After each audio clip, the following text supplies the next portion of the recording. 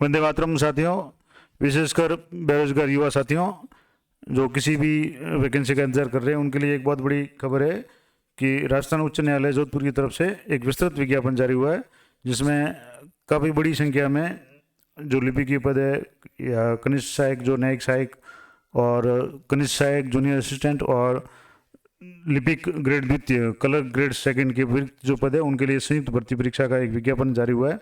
काफ़ी विस्तृत विज्ञापन है, लगभग 18 पेज में ये विज्ञापन दिया हुआ है। तो मैं आपको पूरा उसके बारे में जो भी मेन पॉइंट है वो आपको बता दूंगा और आशा करता हूँ कि आप उसको ध्यान से सुनेंगे, ताकि आपको बार बार न तो पूछना पड़े और न एक बार आपको सारे जो भी टॉपिक है या जो भी आपकी जो क्वेरीज है वो क्लियर हो जाए, ताकि आपको बाद में पूछने की ज़रूरत भी नहीं पड़े। तो आइए शुरू करते हैं। सबसे पहले तो ये दिनांक 5/8 यानी कल की तारीख में जारी किया गया विज्ञापन है, जो आज पेपर में या मीडिया में आया है। और इसमें कौन कौन से जो पद है कि राजस्थान उच्च न्यायालय में कनिष्ठ न्यायिक सहायक जूनियर जुडिशियल असिस्टेंट, दूसरा राजस्थान राज्य विधिक सेवा प्राधिकरण और जिला विधिक सेवा प्राधिकरण, तालुका विधिक सेवा समितियों और स्थायी लोक सेवा अदालतों सहित में कनिष्ठ सहायक जूनियर असिस्टेंट, और तीसरा राजस्थान राज्य न्यायिक अकादमिक और राजस्थान के जिला न्यायालयों में लिपिक ग्रेड द्वितीय यानी कलर ग्रेड सेकंड के रिक्त पदों पर सीधी भर्ती हेतु संयुक्त प्रतियोगिता परीक्षा जो 2022 है उसके लिए विज्ञापन है। यानी सीधी भर्ती होगी और कॉम्पिटिटिव एग्जाम होगा। अब इसमें क्या क्या पेपर होगा, किस तरीके से एग्जाम होगा, कितनी सीटें होगी, क्या प्रोसीजर होगा, ये पूरी जानकारी मैं आपको दूंगा। तो आप थोड़ा सा चैनल पे बने रहें और वीडियो को पूरा ध्यान से सुने। अगर स्किप करेंगे तो फिर आप नहीं समझ पाएंगे। अब जैसे इसमें जो दिया हुआ है कि इसमें एक तो राजस्थान उच्च न्यायालय कर्मचारी सेवा नियम 2002 के अनुसार जो आपकी काम की चीज़ होगी वो मैं बताऊंगा। तो ये जैसे इसमें जो 3 जो पद दिए हुए हैं, एक तो जूनियर असिस्टेंट कनिष्ठ सहायक और एक लिपि की ग्रेड सेकंड में संयुक्त भर्ती हेतु विज्ञापन जो ऑनलाइन फॉर्मेट में जारी होगा। अब ऑनलाइन फॉर्मेट कैसे होगा, कहाँ से आपको अप्लाई करना, वो सारी जानकारी मैं दूंगा। और जो भी अभ्यर्थी होंगे उनको 2 वर्ष के लिए 14,600 फिक्स्ड पेमेंट है मासिक पारिश्रमिक के आधार पर। परीक्षा दिन प्रशिक्षणार्थी प्रोफेशनल ट्रेनिंग के रूप में रहेंगे, यानी 2 साल तक आपका प्रोफेशन रहेगा और आपको 14,600 रुपये प्रति माह फिक्स वेतन मिलेगा। उसके बाद है जो नियमित वेतन श्रृंखला वो मिलेगी और नियमित परीक्षा काल आपका 2 साल का पूरा हो जाएगा। उसके बाद आपको जो पे मैट्रिक्स लेवल 5 के अनुसार जो 20,800 से 65,900 रुपये का जो भी वेतन माने उसके अनुसार आपको जो वेतन दिया जाएगा और नियमानुसार जो डीए और एचआर वगैरह जो भी होंगे वो आपको दिए जाएंगे। लेकिन 2 साल के बाद में 2 साल तक आपका प्रोबेशन रहेगा, परीक्षा काल रहेगा और उसमें आपको फिक्स जो पेमेंट है 14,600 रुपये आपको मिलेंगे। और उससे विशेष नोट एक दिया हुआ है कि ऑनलाइन आवेदन करने से पूर्व आवेदक से अपेक्षा की जाती है कि वह राजस्थान न्यायालय उच्च न्यायालय कर्मचारी सेवा नियम 2002 और ये सारी जो भी है उनकी जो विस्तृत विज्ञापन है उसको एक बार आप गौर से पढ़ लें और परीक्षा शुल्क जमा कराने संबंधी जो भी दिशा निर्देश है उसको सावधानी पूर्वक अध्ययन कर लें, क्योंकि कई बार जल्दबाजी में गलती कर लेते हैं और या तो कुछ न कुछ उसमें सिलेक्शन में कोई कैटेगरी चेंज कर देते हैं या कुछ और समस्या आती है जिसके कारण बाद में काफ़ी परेशान होना पड़ता है। तो ऐसी स्थिति न बने, इसलिए मेरा भी आग्रह रहेगा। और इसमें भी यहाँ लिखा हुआ है कि आप यथाशीघ्र ज़्यादा से ज़्यादा आप उसका मतलब अध्ययन करके कोशिश ये करें कि आप थोड़ा सा गौर करके ही उसको ध्यान से सुन लें ताकि बाद में आपकी समस्या नहीं आए। अब जैसे दूसरा कि ऑनलाइन आवेदन के समस्त वांछित और सुसंगत सूचनाएं अवश्य अंकित करें, यानी जो भी आप ऑनलाइन आवेदन भरें उसमें जो भी सूचना मांगी गई है वो आप पूरी भरें। सूचना गलत या अपूर्ण होने पर आपका आवेदन है वो निरस्त किया जाएगा और आपको परीक्षा में बैठने नहीं दिया जाएगा, जिसकी जिम्मेदारी आपकी स्वयं की रहेगी। अब आरक्षण है तो नियमानुसार जो भी आरक्षण है वो दिया होगा।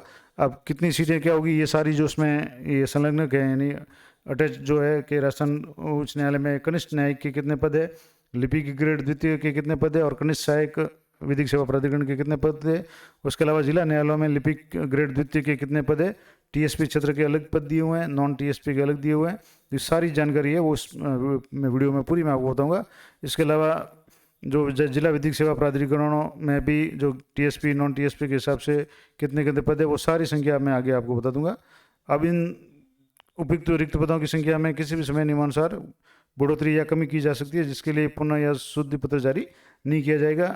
और अभ्यर्थी की जो प्रवर्गवार चयन सूची तैयार करते समय विज्ञापित पदों के 50% की सीमा तक उपयुक्त सूटेबल उम्मीदवारों की प्रवर्गवार रिजर्व सूची भी तैयार की जाएगी। जैसे मान लो किसी पोस्ट पे 100 कैंडिडेट हैं तो 100 कैंडिडेटों की मेन सूची, उसके अलावा 50 कैंडिडेट की रिजर्व सूची भी निकाली जाएगी, ताकि उन मेन कैंडिडेट में से नहीं आने पर रिजर्व में से कैंडिडेट को सिलेक्शन किया जा सके। वो सारी प्रक्रिया वो एग्ज़ाम के बाद की बात है। अब आपके जैसे टीएसपी क्षेत्र में कौन कौन से क्षेत्र आएंगे, तो टीएसपी के लिए आपको पता ही होगा कि बांसवाड़ा, डूंगरपुर, प्रतापगढ़ और अबू ब्लॉक सिरोही जिले का अनुसूचित क्षेत्रों के तो अभ्यर्थियों का चयन क्रमशः प्रत्येक जिले को और अबू के उक्त ब्लॉक को एक स्वतंत्र इकाई मानते हुए किया जाएगा। और इन क्षेत्रों में 5 पद अनुसूचित जाति और 45 पद अनुसूचित जनजाति के योग्य अभ्यर्थियों द्वारा भरे जाएंगे। यानी जो 50% पद है वो एसटी में से एससी के 5 और 45% एसटी के भरे जाएंगे। इसके अलावा अनुसूचित क्षेत्रों में शेष जो 50 पद होंगे वो किसी भी जाति या वर्ग के उसी अनुसूचित क्षेत्र के अभ्यर्थियों द्वारा योग्यता या वरीयता के आधार पर भरे जाएंगे। ये नॉन टीएसपी के संबंध में ये पूरी जानकारी थी। अब इसके संबंध में आपको ज़्यादा जानकारी चाहिए तो ये विज्ञापन आप डाउनलोड कर सकते हैं। और 12 जिले की जो 25% जो रिक्तियाँ हैं वो शहरी आदिवासियों के लिए आरक्षित रहेगी, उनके द्वारा भरी जाएगी। और इस तरह से ये टीएसपी के लिए पूरा है। अब विभिन्न वर्गों में जो आरक्षण है उसमें तो महिलाओं, विधवा, विच्छिन्न विवाह या तलाकशुदा जो महिला है उनके लिए आरक्षित जो पदों का विवरण है वो प्रवर्गवार रिक्त पदों के विरुद्ध क्षैतिज होगा, यानी कैटेगरी वाइज हॉरिजॉन्टल के रूप में होगा। और दिव्यांगजन है उनके लिए भी अलग से आरक्षित जो भी होगा वो हॉरिजॉन्टल होगा। और दिव्यांगजन श्रेणी में जो भी राजस्थान सरकार द्वारा मान्य प्राप्त जिन जिन श्रेणियों में है निःशक्तता, उसके संबंध में जो भी है निर्देश है वो होगा।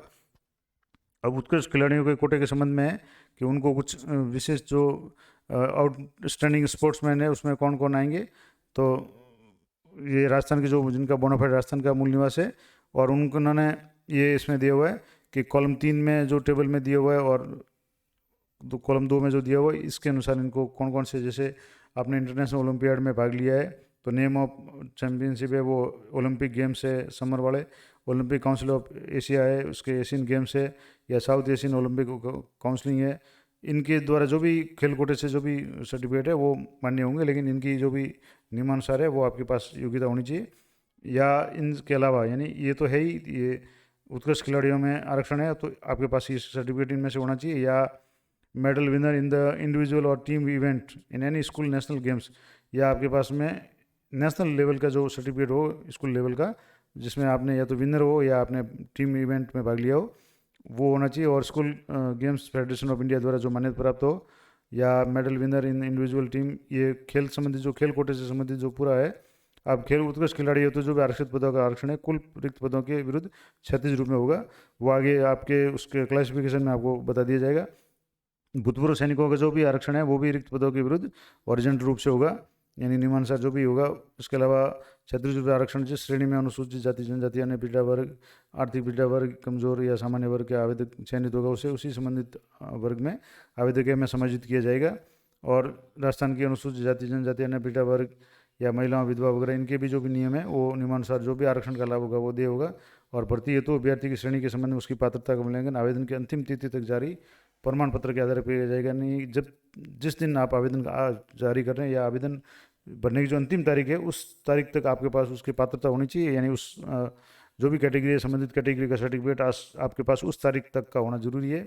अब इसमें किस तारीख तक का होना वो आगे बता दिया जाएगा आपको कि कब तक ये फॉर्म भर सकते हैं। फॉर्म भरने की जो लास्ट तारीख होगी उस दिन आपके पास उस तारीख का वैलिड जो सर्टिफिकेट है वो होना चाहिए। और अन्य पिछड़ा वर्ग, ओबीसी या अति पिछड़ा वर्ग आरक्षण सक्षम अधिकारी द्वारा जो भी कास्ट सर्टिफिकेट होगा वो मान्य होगा। यानी जो भी आप किसी भी तरह का आरक्षण लेते हैं तो उसके संबंध में जो भी नियमानुसार नियम लागू होंगे वो होंगे, और उस तिथि को आपके पास में उसका निर्धारित सर्टिफिकेट है वो होना जरूरी है। ईडब्ल्यूएस जो आर्थिक रूप से कमजोर वर्ग है उसके आर्थिक दशा में जो भी सक्षम अधिकारी जैसे एसडीएम द्वारा जो भी इनकम एंड असेस्ट सर्टिफिकेट, वैधता आय प्रमाण पत्र या ईडब्ल्यूएस प्रमाण पत्र है वो जारी किया हुआ होना जरूरी है। और वो भी है कि अधिकतम जैसे 1 साल के लिए ये बना जाता है और उसको 2 साल के लिए और आगे एक्सटेंशन कर लिया जाता है, यानी 3 वर्ष के लिए इसको आगे बढ़ा दिया जा सकता है शपथ पत्र के आधार पे। तो ये सारी जानकारी आपको बाद में जरूरत पड़ेगी। अभी जो मेन जानकारी है कि आपको कैसे एग्ज़ाम होगा, क्या जो प्रोसीजर होगा, ये सभी आरक्षण संबंधी जानकारी है कि महिला, अन्य पिछड़ा वर्ग की महिलाओं को भी आरक्षण में फ़ायदा मिल जाएगा। विधवा महिला अभ्यर्थी को सक्षम अधिकारी द्वारा अगर पति की मृत्यु का प्रमाण पत्र है और या विच्छिन्न महिला में तलाकशुदा का प्रमाण पत्र है वो मान्य होगा। तो जो भी जिस कैटेगरी का आपको आरक्षण चाहिए वो उसका जो भी संबंधित डॉक्यूमेंट है वो आपके पास होना जरूरी है और वैध तारीख का होना जरूरी है। और अब इसमें कुछ महत्वपूर्ण बात है कि इसमें मेरिट कैसे तय होगी। तो जितने भी ये रिक्तियां हैं उनके विरुद्ध संस्थावार अनुशंसा यथा समय उनके द्वारा प्राथमिकता के अनुसार किसी एक संस्था में की जाएगी, जो कि अभ्यर्थियों द्वारा एक लिखित परीक्षा और कंप्यूटर गति परीक्षा, यानी आपके 2 टेस्ट होंगे। एक तो लिखित परीक्षा होगी, उसके बाद में आपका कंप्यूटर परीक्षा होगी, जिसमें आपकी गति और दक्षता, कितनी स्पीड से आप टाइपिंग करते हैं और कितनी एक्यूरेसी के साथ में आप टाइपिंग करते हैं, और उसमें जो भी अर्जित अंक होंगे उन प्राप्त अंकों का टोटल एग्रीगेट मार्क्स के आधार पर मेरिट बनेगी। यानी कि आपको कंप्यूटर टेस्ट और जो लिखित परीक्षा होगी दोनों की कंबाइंड मेरिट के आधार पर आपका चयन होगा। और अभ्यर्थी को आवेदन करते समय जिला न्याय क्षेत्रों, यानी जिले का नाम है उनमें से किसी 5 जिला न्याय क्षेत्रों के प्राथमिकता अनुसार चयन करना पड़ेगा। यानी आपका जब फॉर्म भरेगा उसमें भी आपको 5 जिलों की जो चॉइस आपको भरनी पड़ेगी। और गैर अनुसूचित जाति नॉन टीएसपी क्षेत्र के जो आवेदन करते समय टीएसपी क्षेत्रों के जिलों का चयन नहीं कर सकेंगे, यानी टीएसपी में सिर्फ टीएसपी वाले ही फॉर्म भर सकेंगे, और जो नॉन टीएसपी है उसमें आपको 5 जिलों का सिलेक्शन करना पड़ेगा। और मेरिट जो भी बनेगी वो प्राप्तांक होंगे उसके आधार पर बनेगी। प्राथमिकता के अनुसार 5 नया क्षेत्रों में चयन नहीं होने की स्थिति में भर्ती प्राधिकरण द्वारा ऐसे अभ्यर्थी का नाम किसी भी नया क्षेत्र में नियुक्त हेतु अनुशंसित रख सकेगा जिसमें वो उचित समझे। यानी अगर आपको 5 जो भी जिले आपने चॉइस की उसकी मेरिट में आपका नाम नहीं आ रहा है और ओवरऑल मेरिट में आ रहा है, तो आपको किसी अन्य जिले में भी नियुक्ति दी जा सकती है। और जिला विधिक प्राधिकरण की दशा में अनुसूचित क्षेत्र टीएसपी क्षेत्र के रिक्त पदों के लिए केवल टीएसपी क्षेत्र के निवासी ही आवेदन कर सकेंगे। ये टीएसपी के लिए स्पेशल टीएसपी वाले करेंगे, अन्य में कोई भी कर सकता है नॉन टीएसपी में। तो ये आरक्षण संबंधी सारी जानकारी थी। और इसमें एक राजस्थान के अन्य पिछड़ा वर्ग, अति पिछड़ा वर्ग के क्रीमी लेयर की श्रेणी के आवेदक और राजस्थान राज्य से भिन्न अन्य राज्यों की अनुसूचित जाति जनजाति या अन्य पिछड़ा वर्ग या आर्थिक रूप से कमजोर सामान्य वर्ग में गिने जाएंगे। यानी कि आउट ऑफ स्टेट जो भी कैंडिडेट होंगे वो सामान्य श्रेणी में गिने जाएंगे, चाहे वो अनुसूचित जाति जनजाति किसी भी कैटेगरी से हो। और अब इसमें न्यूनतम योग्यता क्या होगी, तो कैंडिडेट फॉर डायरेक्ट रिक्रूटमेंट क्या क्या होगी। मिनिमम क्वालिफिकेशन तो must be a graduate of any university established by the law in the India और equivalent examination from any university recognised by the government for the purpose and, यानी कि आपके पास भारत सरकार द्वारा जो भी मान्यता प्राप्त विश्वविद्यालय की ग्रेजुएट की डिग्री होनी चाहिए, स्नातक की डिग्री होनी चाहिए, बीए बीएससी बीकॉम जो भी है डिग्री वो आपकी होनी चाहिए। और सेकंड पॉइंट है मस्ट है बेसिक नॉलेज ऑफ कंप्यूटर, यानी कि आपके पास में कंप्यूटर का बेसिक नॉलेज होगा। तो इसका सीधा सा मतलब है कि आपके पास में RSCIT का जो सर्टिफिकेट है वो आपके पास अनिवार्य होना जरूरी है, और आपके पास ग्रेजुएशन की डिग्री होनी चाहिए, यानी बीए बीएससी या बीकॉम आपके उत्तीर्ण होनी चाहिए, और आपके पास में RSCIT की डिग्री होनी चाहिए। ये 2 महत्वपूर्ण जो न्यूनतम शैक्षणिक योग्यता हैं। अब शारीरिक फिजिकल फिटनेस में आपको क्या है कि ऐसा आवेदक शारीरिक रूप से स्वस्थ होना चाहिए, किसी प्रकार का मानसिक शारीरिक नुक्स नहीं होना चाहिए, कमी नहीं होनी चाहिए, और सेवा के सदस्य के रूप में कर्तव्य का दक्षतापूर्ण पालन करने में बाधा होने की संभावना ऐसा कोई हो, वो ऐसा कोई नुस्ख नहीं होना चाहिए जिससे कि भाई आपकी ड्यूटी में कोई परेशानी आ रही हो। और जो भी विकलांग श्रेणी है उसका जो बेनिफिट है या वो भी है वो नियमानुसार होगा। अब राष्ट्रीयता के लिए में भारत के नागरिक या नेपाल के नागरिक या भूटान के प्रजाजन ये पात्र होंगे, लेकिन इसमें ख और ग वर्ग जो भी है जैसे नेपाल के नागरिक और भूटान के नागरिक संबंधित अभ्यर्थी वह होगा अभी जिसके पक्ष में भारत सरकार द्वारा पात्रता का प्रमाण पत्र दिया गया हो। यानी अगर नेपाल और भूटान के हैं तो उनके संबंध में भारत सरकार द्वारा जो भी कोई सर्टिफिकेट जारी होगा वो उनके पास होना चाहिए। आयु है वो candidate must for direct recruitment to the service must be attend at the age of 18 years, यानी कम से कम आपके पास में या आपकी उम्र 18 साल की होनी चाहिए। और ये कब होनी चाहिए, 1/1/2023 को, यानी 1/1/2023 को कैंडिडेट की उम्र 18 साल न्यूनतम और अधिकतम 40 साल होनी चाहिए। उसके बाद में जो नियमानुसार जो भी आरक्षण का जो लाभ होगा या छूट का जो लाभ होगा वो नियमानुसार दे होगा। अब जैसे the upper limit shall be relax by the 5 years in the case of member of schedule caste schedule tribe, यानी ST SC OBC को 5 साल की एक्स्ट्रा छूट मिल जाएगी अपर लिमिट में, यानी वो 45 साल की उम्र तक फॉर्म भर सकते हैं। या there will be no age limit in the case of widow and divorce woman, महिला और या तलाकशुदा महिला और जो विधवा महिला है उनके लिए कोई अधिकतम सीमा नहीं होगी, यानी 40 45 50 साल किसी भी उम्र की महिला है वो फॉर्म भर सकती है। उनकी जो शैक्षणिक योग्यता वो होनी जरूरी है। और there shall be no age limit in case of widow और डाइवर्स हो गया। उसके बाद में थर्ड है कि the upper age limit of the reservist namely defence services personnel transfer to reserve shall be 50 years. अगर जो पर्सनल है डिफेंस पर्सनल है यानी रक्षा सेवा से जुड़े हुए या रिटायर्ड जो आर्मी से जुड़े हुए लोग हैं उनके लिए अधिकतम आयु 50 साल होगी। और upper limit shall be relax by 5 years in case of persons with benchmark disabilities as per circular. और जो भी डिसेबिलिटीज़ के साथ में कोई लोग हैं उनको 5 साल की एक्स्ट्रा छूट दी जाएगी। इस तरह के जो भी एज का जो रिलैक्सेशन है वो नियमानुसार जो भी सामान्य भर्तियों में जो दिया जाता है वो होगा। और जैसे इसमें एक और लिया हुआ है कि एनसीसी कैंडिडेट है वो उसमें कैडेट इंस्ट्रक्शन एंड उसमें भी आपको upper limit mention in the above shall be relax by a period of equal to service rendered in the NCC in the case of cadet instructors, and if the recruitment age does not exceed the prescribed limit more than 3 years, they shall be deemed to be within prescribed limit। यानी NCC candidate जो भी है उनके लिए भी उनको 3 साल की एक्स्ट्रा जो छूट है वो उसके अनुसार दी जाएगी। तो ये सारे जो एज के जो भी लिमिट है वो आपको यहाँ इस तरीके से मिल जाएगी। और इसके अलावा इसमें लिखा हुआ है कि अंतिम बार न्यायिक परीक्षा जो है वो भर्ती 2020 में हुई थी, अतः जो आवेदन अपनी आयु सीमा में की दृष्टि से 2001-2022 को उक्त सीमा में बैठने के पात्र थे वो इस हेतु आवेदन की ऊपरी सीमा में पात्र होंगे। यानी कि ये भर्ती 2020 के बाद में हुई है तो आपको 1 साल की एक्स्ट्रा छूट हर के कैंडिडेट को मिल जाएगी, क्योंकि 1 साल का जो इसमें गैप पड़ा हुआ है। तो ये आयु संबंधी जो विस्तृत जानकारी थी। इसके अलावा चरित्र संबंधित जो है कि चरित्र के संबंध में क्या क्या होना चाहिए वो मैं आपको बता रहा हूँ। चरित्र के संबंध में इसमें लिखा हुआ है कि एक चरित्र प्रमाण यानी गुड कैरेक्टर सर्टिफिकेट है वो उस विश्वविद्यालय या महाविद्यालय या विद्यालय द्वारा जिसमें उसने अंतिम बार अध्ययन किया है। जैसे इसमें ग्रेजुएशन है तो आपने ग्रेजुएशन जहाँ से किया है वहाँ के प्रधानाचार्य या अकादमिक गतिविधि द्वारा जारी जो कैरेक्टर सर्टिफिकेट होगा वो आपके होना चाहिए। इसके अलावा 2 चरित्र प्रमाण पत्र है वो न्यूनतम 6 माह से अधिक पुराने नहीं होने चाहिए। 2 उत्तरदायी व्यक्तियों से जो प्रस्तुत करने होंगे जो कि न तो विश्वविद्यालय से संबंध या विद्यालय से संबंधी हो, यानी जो कोई भी 2 स्वतंत्र व्यक्ति है उनके द्वारा जारी चरित्र प्रमाण पत्र वो पेश करना होगा। ये सामान्य नियम है, किसी भी भर्ती में ये 2 चरित्र प्रमाण पत्र माने जाते हैं और गेजेटेड ऑफिसर है उनके साइन से ये चल जाता है। अब मैं परीक्षा शुल्क एग्जामिनेशन जो फीस है वो आपके किस तरीके से होगी, तो सामान्य वर्ग, अन्य पिछड़ा वर्ग, क्रीमी लेयर और अति पिछड़ा वर्ग, क्रीमी लेयर और अन्य राज्य के जो भी आवेदक होंगे उनके लिए 500 रुपये। इसके अलावा राजस्थान के जो ओबीसी नॉन क्रीमी लेयर, अति पिछड़ा वर्ग नॉन क्रीमी श्रेणी और ईडब्ल्यूएस आर्थिक वर्ग से जो कमजोर के हुए हैं उनके लिए 400 रुपये और राजस्थान के अनुसूचित जाति, जनजाति और दिव्यांगजन उनके लिए 350 रुपये जो आवेदन शुल्क है। और इसमें एक और विशेष बात जो आपको मैं बता दूं कि जिन आवेदकों ने पूर्व में राजस्थान राजस्थान उच्च न्यायालय में कनिष्ठ सहायक जूनियर जो जुडिशियल असिस्टेंट और इसकी जो पहले जो विज्ञप्ति आई थी सीधी भर्ती 2020 ये तो जारी जो विज्ञप्ति थी, विज्ञप्ति संख्या 282 दिनांक 19/3/2020 को जो जारी हुई थी उसमें अगर आवेदन किया था और उस समय अगर आपने शुल्क जमा कराया तो ऐसे आवेदकों को कोई शुल्क दे नहीं होगा, परंतु उन्हें ऑनलाइन आवेदन पुनः करना होगा। और जब आप आवेदन करेंगे उसमें शायद ये ऑप्शन दे दिया जाएगा कि अगर आपने इस पूर्व परीक्षा में अपने फॉर्म में जो शुल्क जमा कराया है तो उसका जो भी नंबर होगा, ट्रांजेक्शन नंबर या जो भी रिसिप्ट नंबर कोई ऑप्शन होगा जिससे आपको दोबारा फीस देने की जरूरत नहीं होगी। यानी आपने अगर 2020 में जो विज्ञप्ति आई थी उसमें अगर आपने शुल्क भरा हुआ है तो आपको शुल्क जमा नहीं कराना। लेकिन ये ध्यान रखना है, कई लोग यहाँ भूल कर बैठते हैं कि शुल्क जमा कराए इसका मतलब फॉर्म नहीं भरना है। आपको फॉर्म पुनः भरना है, सिर्फ आपको शुल्क जमा कराने की आवश्यकता नहीं होगी।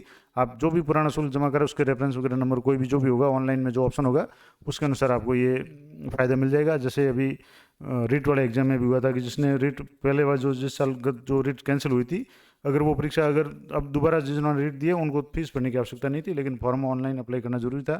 तो यही नियम इसमें भी लागू होगा कि 2020 की जो विज्ञप्ति थी उसमें अगर आपने फीस भरी हुई है तो आपको दोबारा शुल्क देने की आवश्यकता नहीं है। और यदि कोई आवेदक जिसने पूर्व भर्ती 2020 से तो कोई आवेदन नहीं किया था और वह उक्त भर्ती के किसी अन्य आवेदक के यूजर नेम के आधार पर परीक्षा शुल्क बचाने या अन्य लाभ प्राप्त करने के लिए आवेदन करता है तो ऐसे आवेदक की अभ्यर्थियाँ जो भी कैंडिडेचर है वो बिना सूचना के निरस्त की जाएगी नहीं। आपको इसमें कोई चालबाजी नहीं करनी है। आपने खुद अपना शुल्क अगर मान लो जमा कराया है तो ही आपको ये बेनिफिट लेना है। ऐसा नहीं कि किसी और ने फॉर्म भरा हो और आप उसका रेफरेंस नंबर डाल दें, तो आजकल सारा सिस्टम ऑनलाइन है, आपका फॉर्म है वो रिजेक्ट हो सकता है। तो ऐसी गलती नहीं करें। और परीक्षा शुल्क की वापसी है इस पर कोई विचार नहीं किया जाएगा, तो ये आपको ध्यान रखना है।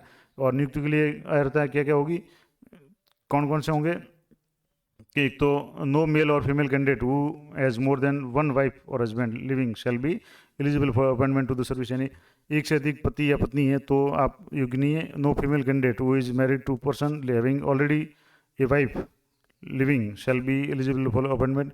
कोई भी ऐसा महिला भी इसमें योग्य नहीं होगी जो किसी ऐसे पर्सन के साथ में जो जिसकी ऑलरेडी शादी हो चुकी एक पत्नी है उसके अगर उससे मैरिट करती है तो भी ये आपके उसके जो भी नियुक्ति के लिए आप पात्र नहीं होंगे।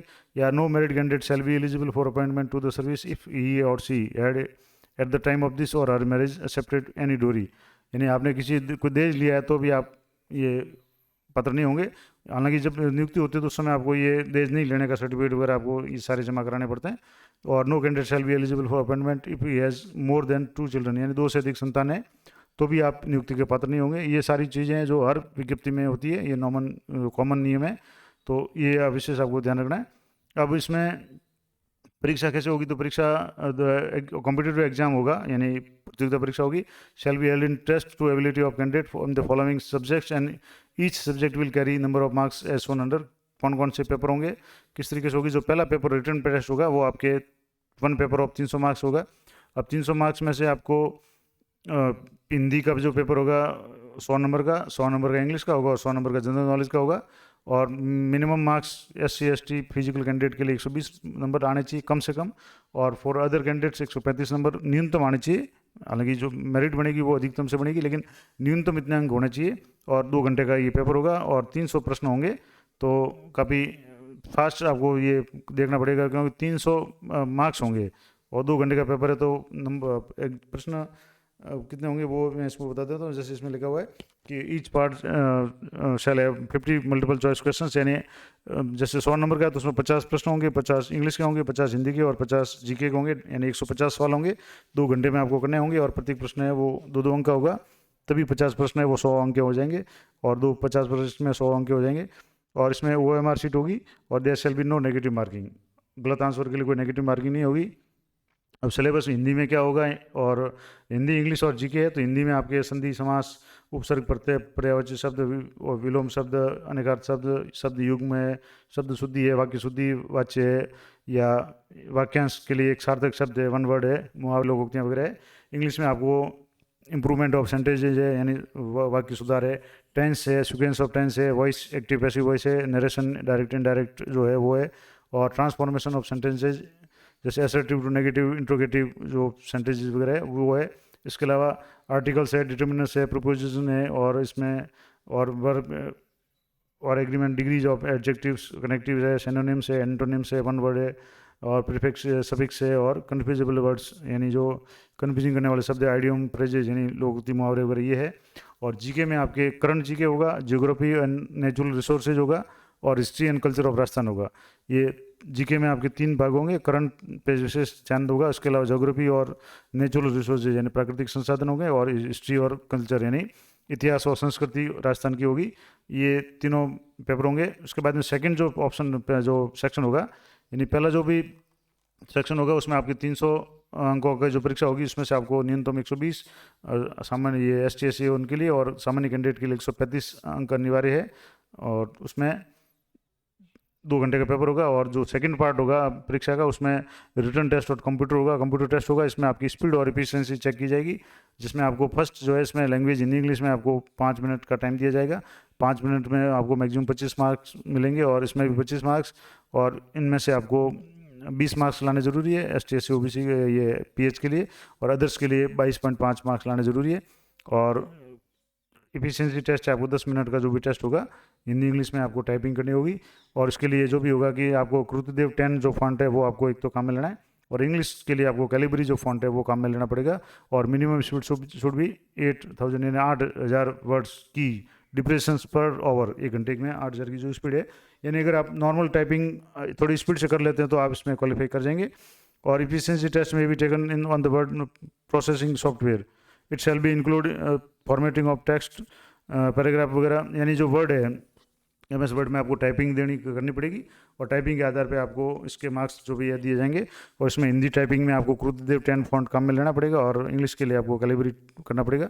और इसमें ये सारी मेरिट बनेगी, जो मेरिट होगी, merit of successful candidate of selection shall be prepared on the basis of total aggregate marks obtain in written and type writing, यानी आपको जो रिटर्न परीक्षा है 300 वाली और टाइपिंग की दोनों की परीक्षा मिला करके आपको जो मेरिट बनेगी। और उसमें जो भी कैंडिडेट मिनिमम 45% और 40% इन case of schedule caste schedule tribe या अन्य के लिए 40% और सामान्य के लिए 45% जो मार्क्स अर्जित करेंगे उनकी मेरिट बनेगी। और उसमें होगा कि in the test shall be eligible to appearing in the type writing test on the computer subject to be extent of 5 times of the number of vacancies category wise, यानी कि 5 गुना जो नियुक्तियाँ हैं उनके 5 गुना कैंडिडेट को ये पास करके, जो रिटन टेस्ट पहला टेस्ट पास करके टाइपिंग टेस्ट दिलाया जाएगा, यानी 5 गुना कैंडिडेट को दिलाया जाएगा। अगर 100 वैकेंसी है तो 500 लोगों को ये टाइपिंग टेस्ट के लिए बुलाया जाएगा, यानी बाकी जो भी होंगे वो उसी पहले राउंड में कट जाएंगे। और but in the same range, अगर कोई उस रेंज में आ रहा है तो उसको सभी को लिया जाएगा। और no candidate to fails to secure 50% in aggregate with at least 40% in the case of schedule caste, यानी अगर आपके 50% मार्क्स नहीं बनते तो आप उसमें क्वालिफाइड नहीं होंगे। तो ये सारी जानकारी है। अब आवेदन कैसे होगा, तो उसके लिए ऑनलाइन जो आवेदन है वो आपको एक उच्च न्यायालय की जो वेबसाइट है www.hcraj.nic.in है, इस पर आपको ये आवेदन ऑनलाइन भरने हैं। और कब से शुरू होंगे आवेदन ऑनलाइन जो शुरू होंगे वो 22/8/2022 यानी 22 अगस्त 2022 सोमवार से दोपहर 1 बजे से ये आवेदन शुरू होंगे। और 29/9 यानी कि लगभग 1 महीने तक, आपको 1 महीने का समय आपको मिलेगा। गुरुवार साय 5 बजे तक ये आवेदन होंगे। और ऑनलाइन परीक्षा शुल्क जमा कराने की जो भी है वो आपको 1 दिन एक्स्ट्रा मिल जाएगा, यानी 22 को ही आप दोपहर 1 बजे जब से फॉर्म शुरू होंगे आप ऑनलाइन आवेदन शुरू हो जाएगा। और अंतिम फॉर्म भरने की तारीख 22 तारीख है, और जबकि अंतिम शुल्क जमा कराने की तारीख 23 तारीख है, यानी 1 दिन आपको एक्स्ट्रा उसमें मिल जाएगा। और ऑनलाइन आवेदन एप्लीकेशन करते समय या ऑनलाइन परीक्षा शुल्क जमा कराने की उपरोक्त समय सीमा के पश्चात पोर्टल पर जो लिंक है वो निष्क्रिय हो जाएगा। तो आपको ऑनलाइन जो लास्ट अंतिम तारीख है उसका इंतजार नहीं करना है, और आपको समय रहते अपना जो आवेदन है वो सबमिट कर देना है। और इसके लिए ई मित्र या कियोस्क है या नागरिक सेवा केंद्र CSC है या नेट बैंकिंग या डेबिट कार्ड क्रेडिट कार्ड के माध्यम से आप शुल्क जमा करा सकते हैं। और आवेदन के लिए कुछ महत्वपूर्ण निर्देश है कि कोई भी आवेदक जिस श्रेणी में आवेदन करता है पात्र है उसी की कैटेगरी में आवेदन करे, यानी जैसे TSP नॉन TSP या जो भी आपकी कैटेगरी जाति के हिसाब से ST SC जनरल OBC जो भी है वो उसी के आधार पर करें। बाद में कैटेगरी चेंज का जो भी कोई भी प्रार्थना पत्र स्वीकार नहीं किया जाएगा। और जो भी नियम शर्तें हैं उनको एक बार ध्यान से आप पढ़ लें। और परीक्षा का जो स्थान है वो आपको ये सामान्य रूप से जिला मुख्यालय पर आयोजित की जाएगी संभावना है। और ज़्यादा आवश्यकता हुई तो उपखंड या तहसील स्तरों पर होगी वो व्यवस्था, जो भी संस्था एग्जाम करवाएगी उनकी होगी। और परीक्षा के माह और दिनांक के संबंध में सूचना अलग से प्रसारित की जाएगी, यानी कि अभी आपके पास में सिर्फ ये एग्ज़ाम भरने की डेट आ गई है, यानी फॉर्म भरने की डेट 22/8 से लेकर के 22 अगस्त से लेकर के 23 सितंबर तक आपको ये आवेदन ऑनलाइन भरने हैं। और उसके बाद में जो भी राष्ट्रीय स्थान आवंटित करेंगे वहाँ आपको एग्जाम देना है। और अनापत्ति पत्र है, अगर आप किसी डिपार्टमेंट में कार्यरत है तो आपको वहाँ से पहले से ही आपको अनुमति प्राप्त करने के लिए आवेदन कर देना चाहिए। एग्जाम में जो भी बैठना है उसके लिए आपको परमिशन ले लेनी चाहिए। और प्रवेश पत्र है वो हाई कोर्ट की जो वेबसाइट है उस पर आपको अपलोड किए जाएंगे, डाक से नहीं भेजेंगे, ये सामान्य बात है। आजकल सारे जो भी ऑनलाइन एग्जाम होते हैं उसके प्रवेश पत्र है ऑनलाइन ही होंगे। और इसमें कोई इसके अलावा लिखित परीक्षा आयोजित करने के पश्चात ही प्रश्न पत्र के आदर्श मॉडल आंसर की भी आपको जारी की जाएगी।